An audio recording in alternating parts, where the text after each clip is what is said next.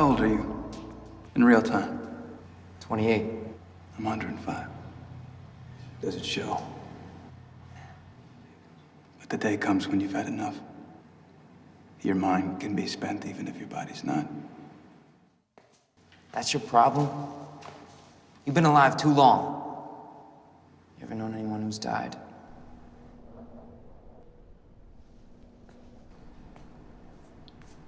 For a few to be immortal, many must die. What the hell's that supposed to mean? You really don't know, do you? Everyone can't live forever. Where would we put them? Why do you think there are time zones?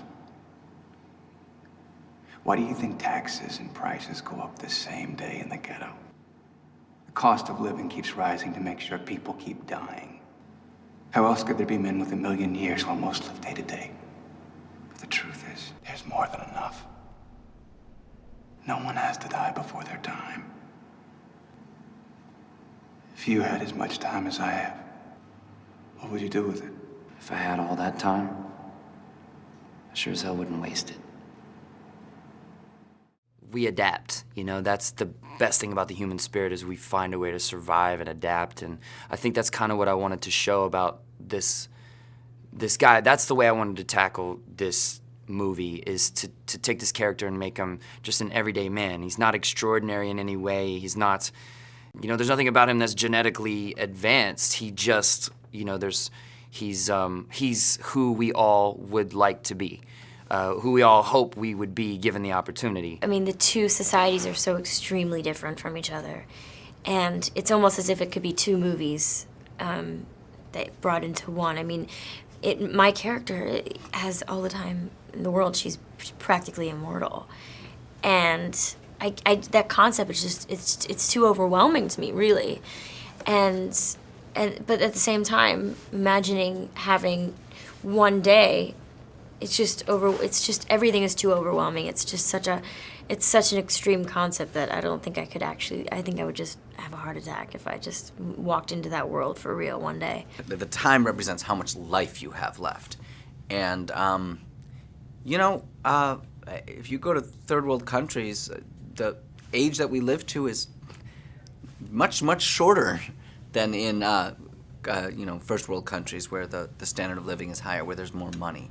So we talk about money or currency, but it really is life. Currency represents life. It not only represents how long you live, but how well you live. I guarantee you the 1% have bigger yachts than they've ever had and take more time off than they've ever had and look younger than they've ever had. So it's not a big leap, and it's not something that I have to suspend my disbelief too far. Well, for my character specifically, he's 105 years old. So I thought, wow, he's someone who's 105 years old but stopped aging at 25. So I was like, wow, how do I research this? So I actually spent a lot of time at really wealthy retirement communities and with a lot of centenarians just to sort of get their outlook on life and sort of, you know, what it was like to be around for that long. And then the rest, I just sort of had to use my imagination.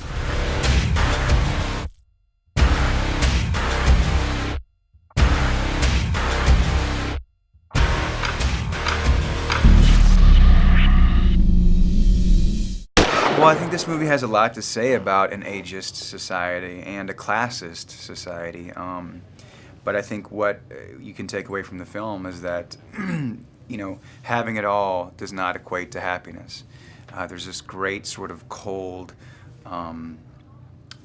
sort of separatist thing going on in New Greenwich, which is the high society, where, as in Dayton, in the ghetto, people help each other out, people look out for each other. And even though that is sort of a strong, maybe even borderline stereotypical view of things, it's a very sort of specific, iconic outlook on each society that I think says, you know, time is about what you do with it. And I agree with Henry when he said, you know, we're not meant to live forever. We're meant to have a beginning, a middle, and an end, and then to give back to the generations to come. We as a society, in general, I think, live more like the people, the population in the ghetto. I mean, we're always rushing. Everybody's rushing to get things done, and especially in the U.S. And it's just, it's sad because we do. I think we forget to breathe even, and I don't imagine it's.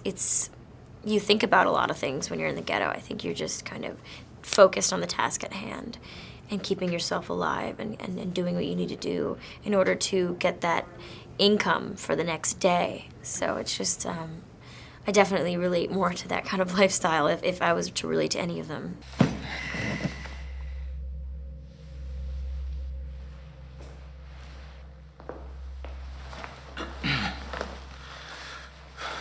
I'm timekeeper Raymond Leon.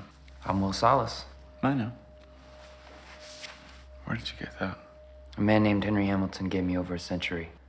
He said he didn't need it anymore. It was a gift. I'm not a thief. But hey, if you guys are looking for stolen time, maybe you should arrest everyone here. Oh, I see. You're talking about justice. I am a timekeeper. I don't concern myself with justice. I only concern myself with what I can measure.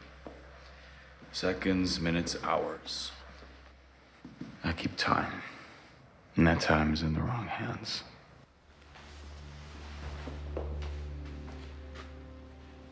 Sylvia, do as I say and go with the guards. Oh, for God's sake, Father, there's an army in this house. If we can't stop one man from killing us, we should kill ourselves.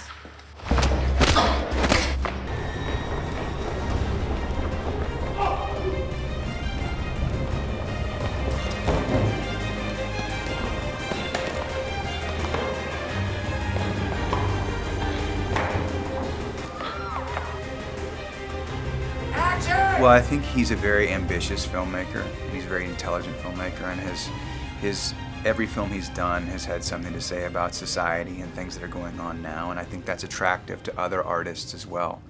And that's the reason why, if you look at all his movies, the people who are around him on his movies are these fantastic artists like Roger Deakins and Colleen Atwood, because they want to associate themselves with an artist who has really strong ideas that are pertinent to society now. Well, I think the way that Andrew grounds it is he gives his characters real lives. In the midst of this macro otherworldly concept, he gives his characters real lives and real emotions.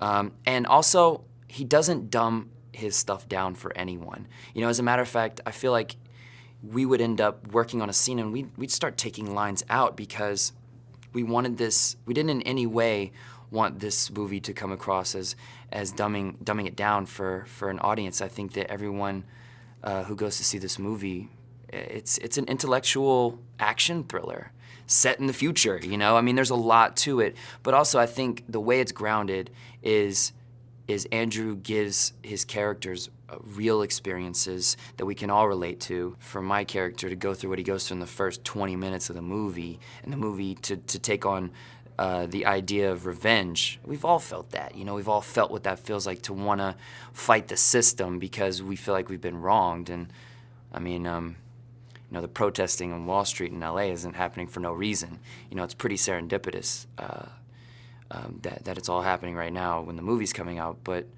like I said, I think this guy, Will, is a guy that I know that I would hope I could be. So to get to play a character like that, it's kind of a dream.